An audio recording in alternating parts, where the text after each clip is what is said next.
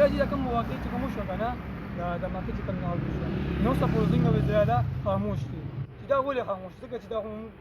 د تایم سره دوه چې موږ دا کې په حکومت کوي نو دا چې مخکې دا بیا ولا کوي اوس دا بیا د اوسنیا په هر څه دغه ورته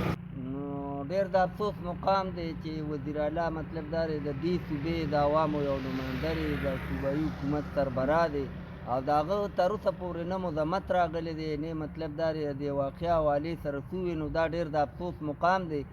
خو زمونږ مطلب دا دی فیډرل ګورنمنټ او خصوصا فیلډ مارشل عاصم منیر چې کوم دی د هغه نه قوم دا توقع ساتي چې دوی له دې بس داسې یو تاریخي جواب ورکړي باقي د وفاقي حکومت ته هم ووایي چې افغانستان سره د خبرې نه کوي ځکه نن چې په اسلام آباد کې کوم اټیک شوی دی یا په وان اکاډ کالج چې کومه مسله ده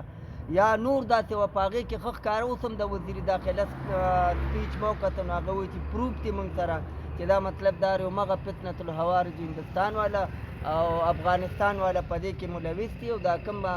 په کچرو سره چې کومه خودکش حمله شوې نو د هغه خو سر هم ملو شو دی په باجوړ کې اوسېده او د باجوړ نه دی پرون اسلام آباد ته راغلی دی او نن یې دا اټیک وکړو نو قوم د فیلډ مارشل عاصم منیر نه دا توقع ساتي چې ډېره برپور کاروی دي وکړي او باقي مطلب دا دی که وزیر اعلی په دې چیزونو کې مرسته نه کوي نو وزیر اعلی ترې نه ګوري ځکه چې د هغې خو یو تاریخ داسې دی د دې سیاسي جماعت چې په دا قسمه دغه نه مدمت کوي نه د هغې څه ذکر کوي خو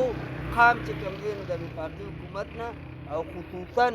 زیات تر ډیمانډ کېږي د فیلډ مارشل عاصم منیر نه چې دې خلکو له مطلب دا دی باقي ډټ کر جواب ورکړي او یو داسې تاریخي جواب دې ورکړي څنګه تاریخي جواب یې